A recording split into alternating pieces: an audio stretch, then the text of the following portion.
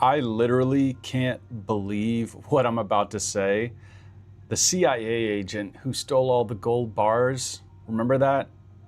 They found, I think it was 308 gold bars worth 40 million. Well, he was not only a ex-senior CIA official, but he also worked on the nuclear program. So let's check this out. To some exclusive NBC News reporting now, these dramatic new details about that CIA officer arrested after officials found gold bars at his home last month. Apparently, this guy also had ties to the Pentagon over the sensitive nuclear submarine program, according to multiple former U.S. officials.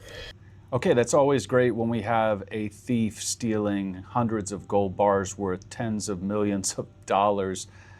Who's got clearance for the Pentagon and the CIA? Why not? We're talking about the senior CIA officer, David Rush. Here David he is. Rush. Shot here from his arrest. FBI agents had searched his home. They found like $40 million worth of gold. Worked on the nuclear sub program. Okay. Gold bars. Feds say he lied about needing the gold bars for work-related expenses. Liar. If I'm not in this, okay. 40 Right. million in gold bars. Now, Who one knows? former U.S. official tells NBC News Rush was privy to secret maritime programs at the Pentagon. Information about those programs after a top defense secretary brought him on board.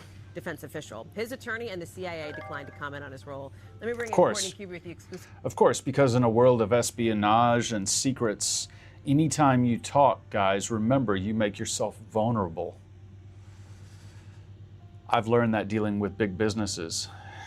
Anytime you say anything to a customer, that's when you can be held liable. It sucks to say, but the more silence you keep, the harder it is for somebody to prosecute you, sue you, or twist anything that you say. That's just a fact, a cold, hard fact about capitalism in 2026 and accountability. Reporting. The gold bar thing was interesting from the jump. That the accusation is basically that he lied about needing all these gold bars for work.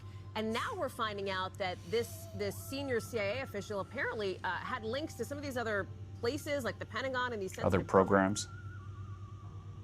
Yeah, and this was more than 300 gold bars found at his house when investigators arrived there, and that was $40 million. As you mentioned, there was also another $2 million in just currency, and then somewhere in the neighborhood of about 30 luxury watches, including a bunch of Rolexes. So these were all things that he claimed, David Rush, he needed as part of his job at the CIA. He was a senior officer there. In fact, he was part of the Senior Executive Service, the SES, which is among the most senior people in the civilian ranks of the intelligence agency. Strange. But what we're learning, Hallie, is that in fact he also had another potentially dangerous role or top secret role, and that was as the liaison from the CIA to the Pentagon on maritime issues, and that includes the top secret nuclear submarine program. Now, we've learned that in fact the number 2 at the Pentagon, Steve Feinberg, he's the Deputy Secretary of Defense, he was the one who played a role in getting him that job, in bringing him over to be a part of these decisions with the Pentagon on nuclear submarines. Now,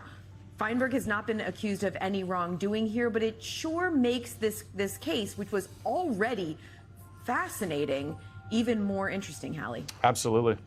Court, it's also the timesheet fraud factor too, right? Like, I mean, among all the things, but that's part of it. Exactly. Yeah. I mean, I think the big question here is just how was it that this guy was able to request, again, tens of millions of dollars worth of gold bars and watches and then just currency.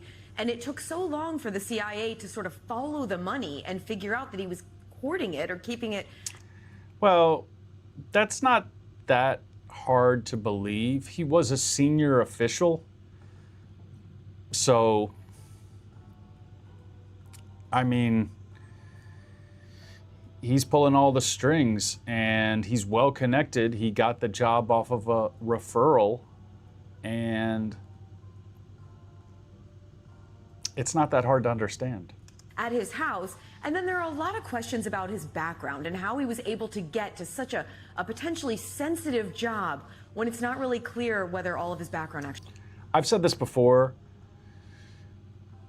A lot of people just don't lie, and when you get somebody who on paper looks decent and then the lies are hard to figure out, that person can go really far. I am not going to name any names, but I know currently people working for the government who have reported inaccurately their educational background. It's not as uncommon as you might think. Actually checked out here, Hallie. Courtney Kube, plenty to watch on that front. Thank you very much. Interesting, guys. I will keep you updated.